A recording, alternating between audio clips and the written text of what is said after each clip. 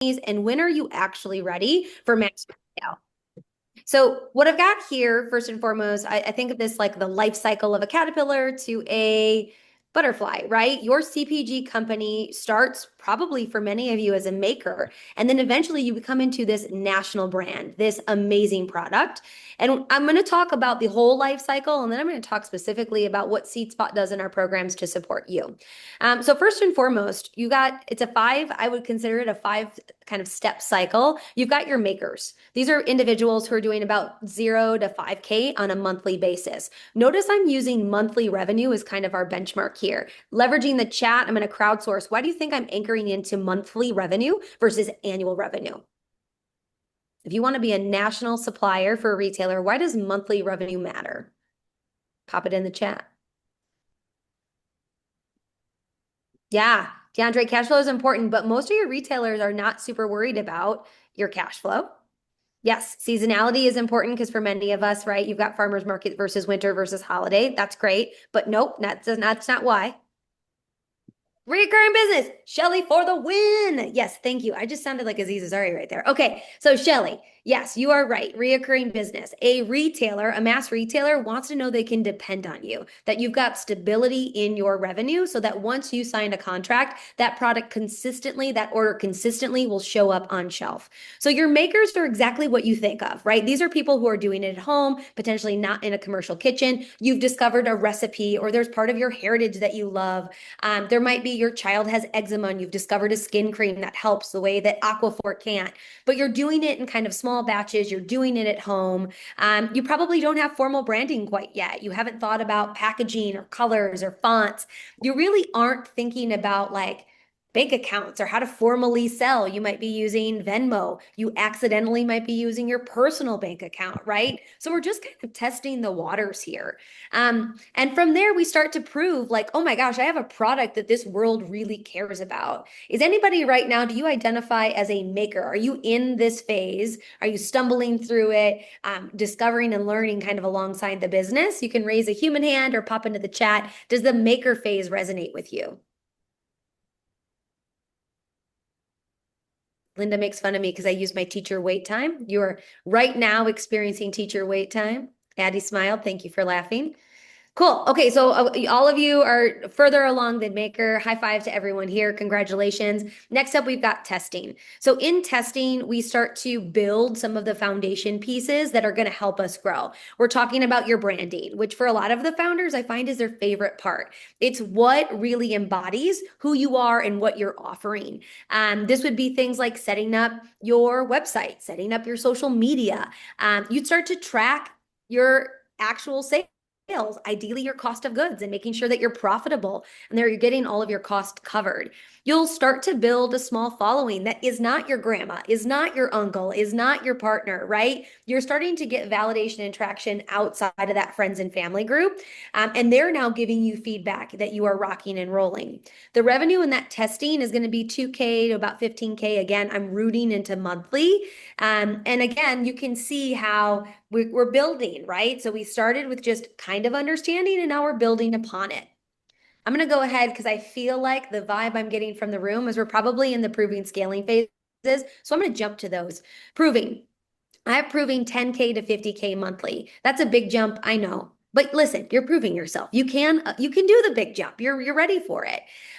This is where you really have set up your store. You have a strong D2C storefront. Maybe some of you have reoccurring sales. You have memberships. You have people doing them kits on a monthly basis.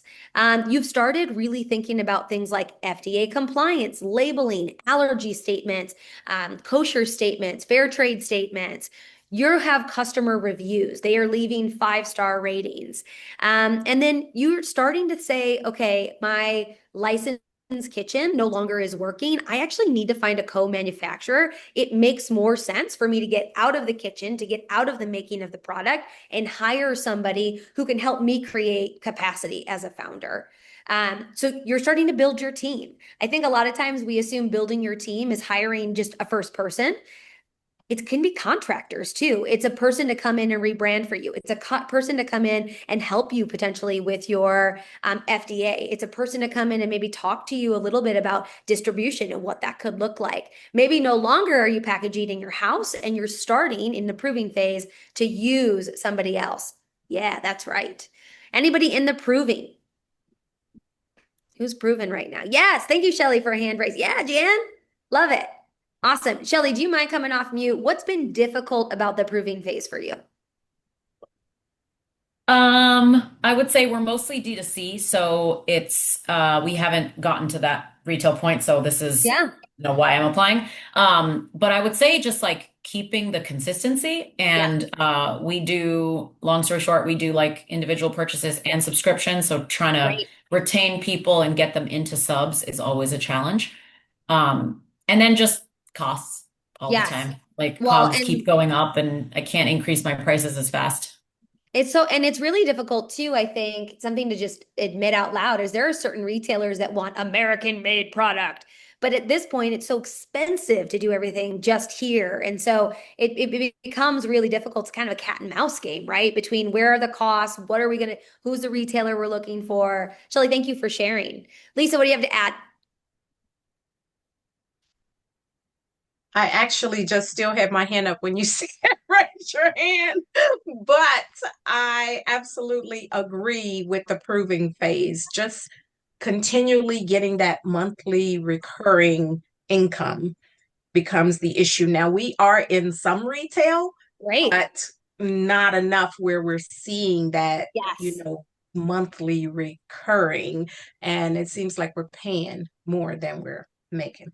Yeah, that makes a lot of sense. You'll start to see between the proving and scaling of things, right? Your focus as a founder has gone from product to customer, right? So we focused on the product being the best in the world, having the best ingredients.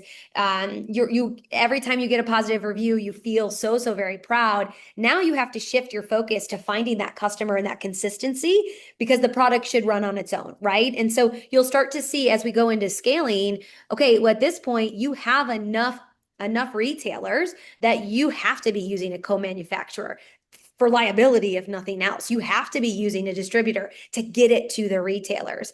You're going to have to start doing things around EDI capabilities and the electronic purchase orders. You're going to have case studies. Like if you, for example, the eczema product I talked about, if you're saying that it reduces eczema symptoms, then there should be some kind of data to back that up. You're going to have to know how to kind of navigate things like slotting fees and promotional spend budget. It's always interesting. We get so excited when we get that retail contract, and you still have to sell that product off your retailer shelf. It's not like, okay, here you go, Target, go sell my stuff. It's actually, you still have to work and advocate to get the product off a Target shelf. And if it doesn't, some retailers make you buy that product back. So again, you go from focusing on product to focusing on customer. And so you really want to make sure, especially in scaling, that a lot of these procedures that become your business, they can run without you. It's no longer relying on you. Now you have that team. Now you have that technology to let the business grow. I'm going to say also here around cash flow, really in the scaling phase, can you finance a 60, 90-day net term? A lot of our large retailers are going to ask for 90-day net terms. And when that happens, what happens to you? This is the biggest pain point for all of my CPG founders is this the PO cash flow conundrum and what that looks like. And then how, right, if you look at your calendar, if you know, for example, holiday is going to be booming for you. What are you doing now to prepare yourself for those cash flow situations leading up to holiday to get enough product on hand to sell through holiday, right? Okay, so once we get to scaling, big change here. We're stepping away from just that D2C. Any national retailer is going to want a strong D2C, but they're also going to want to see that you have fulfilled orders for a retailer. A lot of retailers are not going to be the first person to say yes. They're going to be second. They're going to be third, kind of like investors, in all honesty. And so, with that, they want to see proof. Where are you working locally? What corner store, what resource are you selling at? That can basically be a reference for when you start to sell nationally. And I'm just going to bring me to my final phase in our 5-step life cycle here. You'll see next step is the national presence. Okay. So Linda, Next slide. All right. So national is going to be 250K plus in monthly revenue. That's a lot. That's a lot of product moving, right? That buyer meeting, you are prepared. You've got your data, consumer insights. You can speak to velocity. That's how fast things sell off shelves. So you have to prove locally it's selling. How quickly is it selling? So when you go to meet with your national buyer, you can provide them with that. You should have a marketing plan that's going to drive that sell through. That's digital, that's trade, that's in store. Really a comprehensive plan. Your supply chain can handle about 10,000 unit PO without breaking. That breaks my brain. I don't know what it's going to do for your supplier, but you really need to have tight supply chain. I've watched a lot of our founders. You guys are so lucky because you're based in Chicago. Move to supplier resources in the Midwest so that you can ship east, you can ship west, you can ship south, as opposed to being in California and having to get product all the way over to Maine, right? You guys are so lucky because a lot of great distributors are here, which makes it easier from like a planning kind of purpose. Yes, Chicago does rock. Hi, Laura. Okay, your broker or sales rep is in place. So there's a lot. I don't know. We've had a couple applicants that are in the alcohol space. Alcohol is a completely separate beast than other types of food. You have to work through certain distributors. It is. There's no other way around it, right? But in our food space, who are you working with as either your sales rep or your broker? Maybe let's say you get doors open in Kroger, Florida. You've got a product. It screams beach, sand, vacation. And so Kroger said, yes, it's going to Florida. Who can you hire in Florida to do store demos, to jump in? Hourly, I think of these as like your hourly contractors that love your brand, represent your brand, and help with that sell through. You're going to also need a chargeback policy. You should understand the compliance. You should be ready because this is pretty common. I was shocked when I started working with Retail Founder 6 years ago. The chargeback or the buyback policies that a lot of retailers have, you should be ready for that, right? You should have the funds and you should have your mindset on a worst case scenario. And then the last bullet is really planning for what happens when that first sell through is slow. So what have you learned? What are you doing? Where are you going? I've got on here a slide. Sunny's is an alumni of ours. They started in about 15 targets when they came through our first program. They are national now. I think of this as like a healthy alternative to a Lunchable. So with that, right, we've got those 5 phases. I've now given you a quiz to kind of self-assess. Where are you in your life cycle? I would love to see in the chat, type in, add a word. What phase are you in? Do you see yourself in proving, scaling, national? And no judgment, right? This is just a level set. You don't know where you can go until you self-assess. Where are we at? I love it. Thank you, John, for the honesty. Testing.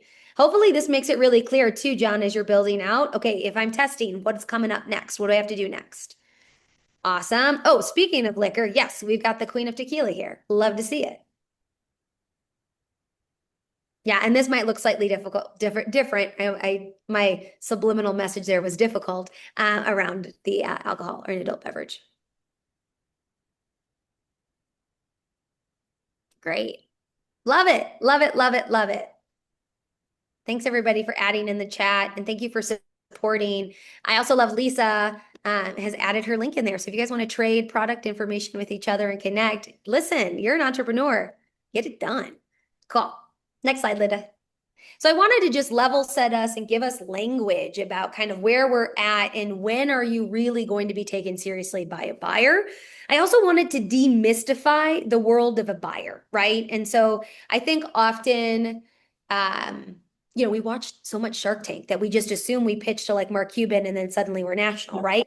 But there's a lot of things that I want you to better understand. And first is just the kind of wants, needs, and fears of your buyer. I will tell you that when you're pitching, you're like an advocate for your customer, right? You're supposed to be the expert on your customer, how they behave, where they shop, who they are, what they want. And the buyer, the fun fact, is also an advocate for that same customer. They're trying to bring that customer or keep that customer in their store, right? So you want to make sure that you do your research, not only on your customer, all the ins and outs of them, but also how do they show up in said store? I wish I could tell you that your pitch deck, when you walk into a buyer to pitch your product, you could just rinse and repeat it. But really, really, really, you have to take the time to do a deep dive on the store, the buyer, customer trends and your product prior to walking in. I would say in most instances, your buyers are going to be invite only. I will say there's occasionally, Walmart's a good example of this, an open call situation. We're seeing a lot of retailers like REI and Target, Ulta moving to an accelerator model where like the graduation is to pitch to their buyers. But in most cases, it's going to be invite only, trade show related. I have also seen like every now and again, depending on, and I know there's a lot of mixed feelings about platforms, but like on Range Me, you'll see, for example, REI looking for like a snack container. And so then everybody who's got a snack container for kids applies in that Range Me opportunity. So sometimes the platforms are helpful for that, product platforms. I would say that every buyer has their own pitch and supplier requirements. So be sure to ask, like once you get, hey, I'm going to be talking to the TJ Maxx buyer. Amazing. Okay, what is their category? What are their requirements? And work that into your pitch. Be overly prepared. That buyer represents that customer, right? And so they actually, this is going to sound so heartless, but that category has a dollar value. Their customers have a dollar value, and it's your job to drive that up, right? So how are you helping enhance, add to the cart, add to the sale in that storefront? Again, their goal at the end of the day, they might love you, they might love your product, but their goal at the end of the day is to make money for that store. So in your pitch, how are you making their job easier? How are you helping them please the customer and make that money? I will also say they hear millions of pitches, millions and millions and millions. Like I've said millions of words. You stopped listening 10 minutes ago. Words are words. So how do you really stand out with your pitch, with your product? How can you become memorable? How can you really be engaging? Does anybody, Linda, next slide, does anybody in this room have a thing that they use when they're pitching, a trick, a tip that helps you stand apart or be really amazing? And it's okay to share. I hate this idea that we can't share, that somebody might steal something, because nobody can do you. Nobody can do your product, but we can hit and help each other. I found that sharing like my own personal experiences and like why I like really believe in my brand and like why I created it has been like the most successful tactic that I've used. Love it. Personal stories are great. You balance your personal story with, right? But it's a great way to connect. Love that. Thank you, Sam.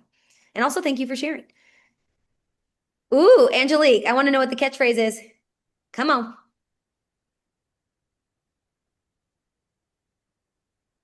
She's going to have to type it, I bet. Jan, I make sure to smile. Was that some coaching you got? Did you just like deadpan the entire pitch and then you got coaching? No, I just have noticed that when I remember to smile, it like helps warm up my voice and help me relax more when I'm pitching. Love that. So, Amazing. Everyone has flaws. What's yours? That's a bigger conversation. I feel like, Angelique, you're taking me to therapy. I love that. Thank you. Thank you. Thank you. All right. So my 3 tips to pitching a buyer, right? So a buyer pitch is different than your like pitch competition 3-minute general pitch, right? You're going to have to talk a lot more about the business, about the supply chain, about the traction, about the numbers. So scary. Do your research. Do your research. Figure out, again, I cannot tell you enough, customer trends, consumer trends. What right now, how are you ahead of it? How are you bringing something new and exciting in? Or, I've seen recently this big movement for consumers caring about what's inside their products, right? They want to be able to pronounce the ingredients. So work that into your pitch. Make that part of who you are. Also, go into the freaking store, put your product on the shelf and take a picture. How does it look against the competition? Is everything hanging and you're sat on a shelf? That's not going to work. Is yours massive and everything else in the category is small? We worked with a company based out of Indiana that worked on child safety, and they had a bag, like their product was in a bag that would sit on the shelf. And if you think back to, if any of you have kids, or when you were a kid, those plastic, you put them in the outlet so your kid doesn't get, as little energy. Hers is a bag and everything else was hung up, right? And so she had to figure out how to repackage because that's the way the category set up, right? Also, if your competitor exists in the store, something's got to come off the shelf. So why are you the better option? Be able to, you don't have to say like, insert brand name is terrible and don't use it and you'll regret your decision and you'll cry every day because you're selling it. No, you don't have to talk trash about the other product. But what you can say is we are better because, and then show why you're better, right? Next up, come prepared. I always tell my entrepreneurs, it's okay to not know things. Be honest about that, but you need to be ready for anything. You should have printed line sheets. I would have printed copies of your deck in case the power goes out. Have a dongle, have a computer, have everything you need. Have leave behinds, samples. You got to make sure your sample's good. For some of us, our samples has to be heated. Bring a hot plate. Like you cannot expect if you're walking into a space that the buyer's ready for you and has everything turnkey. You have to be responsible for your reality, tip to tail. Now, I had a founder pitch during an earthquake. There's no way you could prepare for that, right? So there are things that are going to come up and you're going to have to be honest, like, hey, I'm a little overwhelmed. Can I get a beat? And ask for that? Absolutely. But what I will say is be prepared for literally anything. And I'm a bad example of this today now. Less is more. You want to get to a Q&A. You want them to ask questions. Your pitch is the first date. The questions are the second date. Spend time there, right? Because in that dialogue, you start to build relationship. You start to build rapport. You start to hear about their wants, needs, and they get a voice, right? So get high level out through a beautiful deck and then leave space to sample, to give feedback, for them to give you feedback and to hear from them. Veda, I see you've got a hand raised. Is there a question I can answer? No, I actually lowered my hand. I was responding to a previous question. But I'm happy to be here, and the information you're sharing is phenomenal. Thank you. Cool. I'm getting ready for my first pitch, so this is so on point. I love it. I love it. I love it. All right. So speaking of hearing from the audience, Linda's going to take us to the next slide. That next slide is going to be open space for us to connect. Those of you who have pitched to a buyer before, do you have any tips or tricks or tools that you've learned along the way? I think the first thing I can tell you is you have to find the buyers. You have to go to LinkedIn. The buyers don't just, come up to you. You have to find that opportunity. Shelly, what do you got for me? Sorry, I'm going back for a second because you were asking for questions. I wanted to just quickly ask, and if you covered this, I'm so sorry because I had to walk away for a sec. Is there anything specific you're looking for in the application that will be more compelling in terms of stage or anything like that we can highlight? Yes, absolutely. We're going to get into the app in just a second. So I'm going to put that in my noggin to come back to. Thank you for asking. Everybody else is thinking about it. Yes, I have. The short answer is yes. Cool. Those who have pitched to buyers, what insights do you have? Don't gatekeep. Not about gatekeeping, it's about. Yes, Lisa. Be authentic. Love it. Be yourself. If you are a small company and they're asking you about massive, then answer honestly, but look at the future vision of what you can become. So, we have done a lot of pitches, and especially to buyers, and going in and talking to Fresh Time and going from the one store you're in to now you want to look at multiple stores. Have your information, have your documents, know what stores you're in, what your velocity looks like, and be able to tell them that and ask them a million questions. Write them down so that you don't get nervous and forget. So either put them in your phone or take a note card, whatever it takes, and just let them know, hey, I may be a little nervous, but I've got my questions already here. This is what I need to know from you. How do I move from this one store to 500 stores? And what's the best way to get started in doing that? And what do you look for when you start to allow growth within the company? So I love that. Thank you. Honesty about where you are. I think of it too, there's that quote, if you got hit by a bus, could your company still run? So where have you created procedures that prove you can grow, right? If a large retailer says, can you get to 10,000 units, you should be able to say yes, because all I got to do is call my distributor. All I got to do is call my co-packer. All I got to do, like, you should have systems in place that will allow you to grow into that. And if not, don't say yes. Don't say yes. Say, I can't wait to do that with you. Can we have a conversation in a few weeks so that I can get these things in order, right? So don't overpromise, right? Because that's when you sink. But the idea is, as you go into these meetings, have these things ready, so that if somebody gives you a big contract, you can grow into it with them. Thank you, Lisa. All right, so that was our little mini lesson with demystifying kind of phases of businesses and how to talk to buyers. I think I've shared, but SeedSpot runs retail-focused programs. We are a national company, or I should say organization, we're a nonprofit, that works with CPG founders as well as impact-driven founders, founders in mental behavioral health, all different types of founders. This CPG program was built through a grant we received from the Walmart Foundation, so really focused on supporting retail companies scale into mass retail. We have a tool for how to kind of build a buyer pitch. And we're happy to send that as a little leave behind for today. So as you're thinking about your buyer pitch, we've got different questions to ask yourself as you build that out. All right, Linda, take me to Made for Retail Chicago. Okay. So what makes the Made for Retail Chicago program different is, instead of being our traditional 8-week accelerator, it's 4 weeks long. In those 4 weeks, we have 2 classes a week, and those classes have been co-built by our amazing partner, Greenwood Archer. Great. This is funded by the Coleman Foundation. The application is live and will be live until, drumroll please from the audience, when does it close?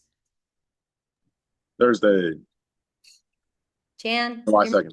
Yep, you're my favorite. I don't get to pick favorites, but you are my. Oh, great. Appreciate that, Tristan. Thank you. You're welcome. The way that this program will work, what makes it a little bit different than a regular pitch competition for $25,000, yes, we will be dividing $25,000 across 3 winners, is that 5 companies will be selected to pitch. They will go through that retail program. We will work on the pitch with them. They will get mentorship. We'll talk about types of capital. We'll talk about PR. You'll get a little taste of what SeedSpot programming looks like and SeedSpot Partners programming. And then outside of that, we'll have 10 founders that will set up a market. And so you will be able to come and sell your products from our pitch competition on the 27th. And ideally, we have massive turnout, you get massive sales, and together we all have a wonderful event. That on the site marketplace, we're only holding 10 spots, and our goal is to make sure that these are companies that would really, really benefit from some foot traffic and coaching, right? Our mentors, our judges will also be in the room, and that you will get some of the benefits of those people as well. Okay, so what are we looking for? All right, this was the question asked earlier. So we are looking for emerging brands. So those are the companies that I would say are in between proving and scaling, right? We're in like the awkward teen years of business. You have to be headquartered in Chicago, Cook County, or the surrounding collar counties. So for example, if you live in, this has come up already, if you live in Florida, but you started in Chicago and you're headquartered in Chicago, I guess that works. You're going to have to travel and fund it yourself to be here the day of the pitch. But we are looking for Chicago founded or Chicago headquartered companies. You have been in operation for at least 1 year with recorded operating income. So we talked about that monthly recurring revenue. We are looking for you to have traction and to have some sales. This recurring monthly revenue is important because it shows that you have sales channels, you have sales activity, you have customers. And really what you're looking is, you see this pitch opportunity as a way to use it like a springboard to grow the company. This is happening before holiday season. This is non-dilutive capital that is going to be tied to really a milestone that feels just a little bit too far away. And the influx of capital will help you realize that. So as you're applying, help us know that. Help us tell the narrative of what these funds could be, would be, should be used for, so that we can see that this program is really going to be helpful and why. You have a pitch that's ready for retail buyers. So as part of this, one of our judges will be a retail buyer. So the goal is to give you some feedback and coaching from actual retail buyers. I can't guarantee anything, but I'm opening doors and trying to get the right people in the room. That's my goal, is that this event will help get you to the next level. I will say that priority consideration is being given to founders who are from historically undercapitalized communities. Awesome. Okay, so strong application. How do you stand apart? Our goal is to get a ton of applications, and so far we're doing so. So how do you stand apart? Just like a buyer pitch, I guess. Don't just answer the questions with like single words. Don't use the robots. We know when it's the robots. We know when it's the AI. Especially if it says like Claude ... Like that's a kind of a dead giveaway. Yeah. We've had No ChatGPT, please. You can absolutely refine your answers, but like I can tell when there's no soul, if you know what I'm saying. Grammar is important. Also tips, be specific, right? The strongest applications have a very specific product, a very specific niche, a very specific purpose, right?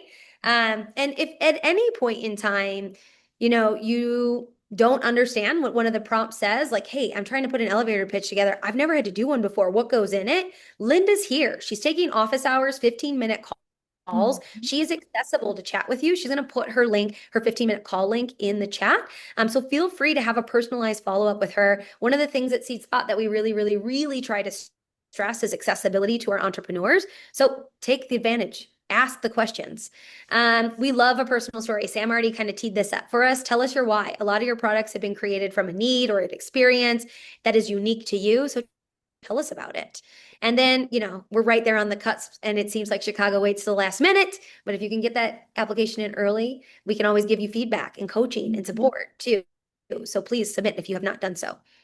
Yeah, and if we have questions, we will just reach out to you and ask you specific questions if that's the case. So we appreciate you reply in a good speed back. Next. All right, timeline. So these are the classes, the topics. Applications close on July 2nd. Gives us some time, about a month, to meet with the amazing partners, Greenwood Archer, help pick our top 5 and our 10 that will be part of this program. The classes and the topics. You've been exposed a little bit to that buyer pitch, but we'll do a welcome. These will be virtual. Classes will be from 12 to 1 Central Time here in Chicago. You will log on. They are set up as workshops. So you will participate. You'll be on camera. You'll be practicing. You'll be learning something and applying it. It will not, I did a terrible example of that today. I lectured at you. So don't expect that. On class, our second class on 8/6, it's a supplier checklist and line sheets. We want you to be prepared post our program too. What happens when you go into the wild as a supplier? Let's make sure you're ready. So we'll talk about the different suppliers you're interested in, what they need of you, insurance, and then your line sheets. After that, we're going to have Greenwood Archer come in and talk about capital readiness. So what happens when that PO order comes through? What happens when you need money really to help you with cash flow or season or product? Let's hear from the best. Then we'll have an external local expert come in and talk about supply chain and distribution as some of you are ramping and scaling. We will have a virtual pitch practice. So midway through the program, we'll have mentors join us, and they will give you coaching on the pitch you'll be offering at the pitch event. We don't want you to go in on the 27th with your final pitch having not gotten support and one-on-one coaching. So we will be offering it throughout the program, both asynchronously. You can sign up for office hours with me, or with our mentors on the 18th. We'll have a class on 8/20 around PR and marketing. We want you to use this event as a chance to get some likes, some follows, some sales. So we'll have our PR experts join us and talk about how do you capitalize on these pitch events to really get eyes on your product and eyes on your business. We'll have a dress rehearsal because, of course, we got to see how it all works and run a show. And then the pitch event will take place on the 27th. All of the product images you see on these slides are our alumni. So someday that will be you. Okay, so step 1, if you've not done so, complete the online application. It is due on the 2nd. I will tell you, just as a heads up, this is an unfortunate truth, but SeedSpot is closed on the 2nd and the 3rd. So the day if you are panicked and trying to reach out to Linda on the 2nd, she's going to be drinking probably an adult beverage by a pool and will not see that. So get those in now. I cannot emphasize that enough. We are closed on the 2nd and the 3rd. So please, please, please get those questions in now. Use that office hour link, use her email. We might, in that month between when they are submitted and when we announce who is selected, we will probably reach out with questions, clarifying questions. So keep your eyes on your inbox in case we need to know something. And then you will get an acceptance email as soon as possible. The goal is to give you enough time to put those classes on your calendar. I will say, if you cannot attend one of those classes or you have a conflict, please let us know now. It's not going, if you can't make any of them, that's a big issue. But if there's a conflict, it will not change whether or not you get accepted, but we will plan accordingly and figure out ways to make sure you gain either the contact or the knowledge. Mhm. All right, I'm done. Talk at me, talk with me. How can I answer? What can I do?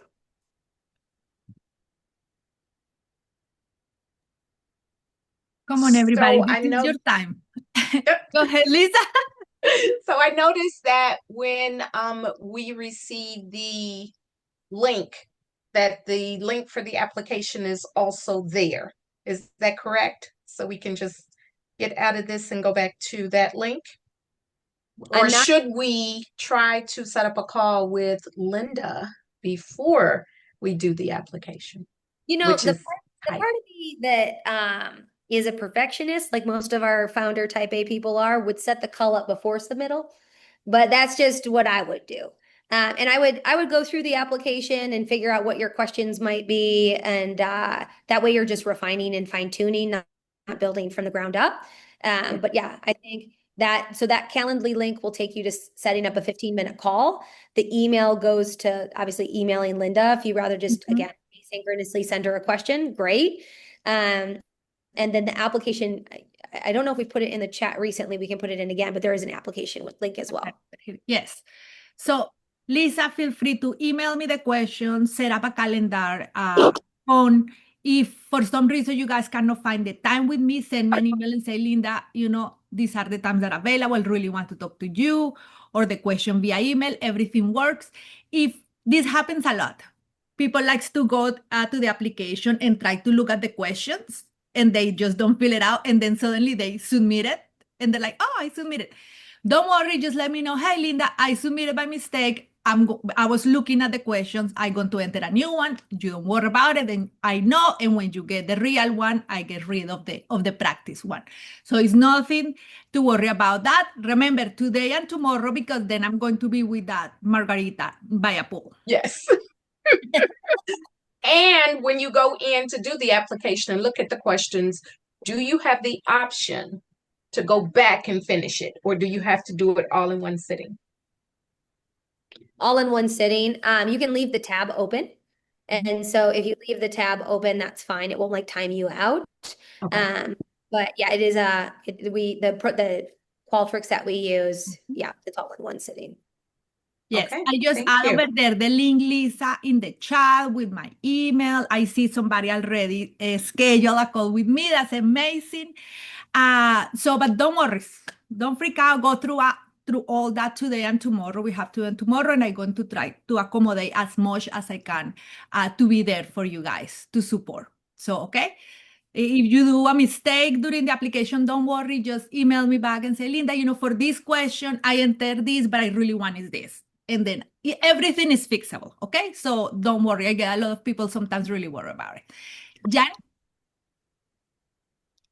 Hey, thanks y'all so much. This was a really great session. I just found out about the opportunity this morning. So I'm really grateful that I got to meet for this time. I was wondering if y'all had any specific recommendations for where to find this research. Are there specific websites or resources, books, anything?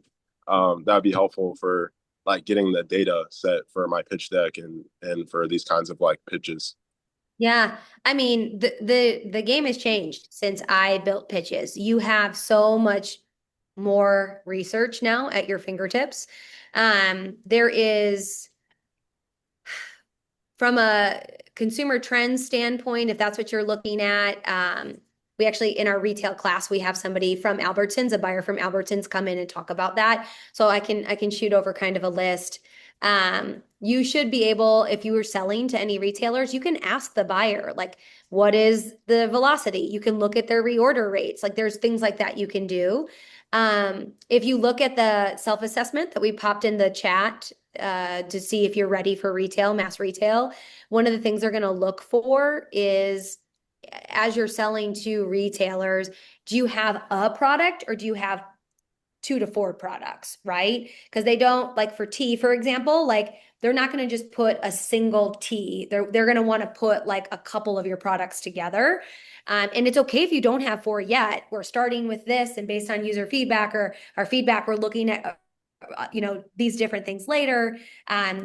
You can kind of talk to why product is developed the way it is and when it is. But that's another benchmark. If you have a roadmap or traction, absolutely share that. Linda's going to send a follow-up email that's got kind of the buyer pitch deck.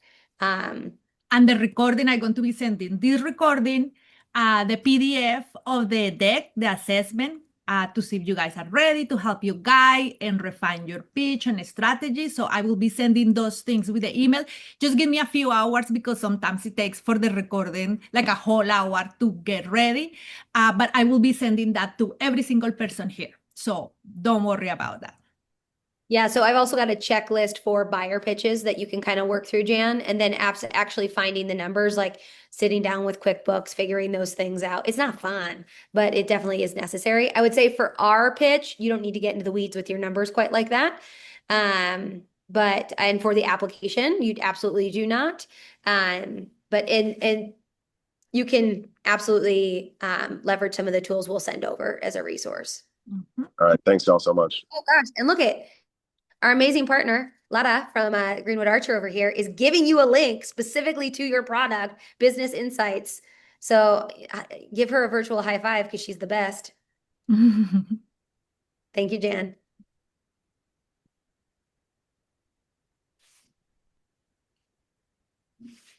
Oh, Addie, I love that energy. Thank you for saying good luck to everybody. I appreciate that so much. Okay, y'all. I want to thank you for jumping online today, giving us your time, your attention, and your energy. We look forward to seeing your applications. You have all of the things that you need. You have Linda's contact information. We're going to send over resources. Oh, Mayona, is that how you say it? Miana. Oh, Miana. Beautiful. How do I help? Thank you. So I have a question about sort of the upper and lower limits of what this serves. So I know that there can be like cusps, like if there's a company that is like on certain cusps, what are the definites that you kind of need in order to make sure that this is the right fit? So this specific program made for Retail Chicago, the cusp are so interesting, right? Because they're not black, white, they're gray. So yeah, I would say reoccurring revenue is important, as well as traction, right? So you have a strong D2C, they're coming to you somewhere, somehow.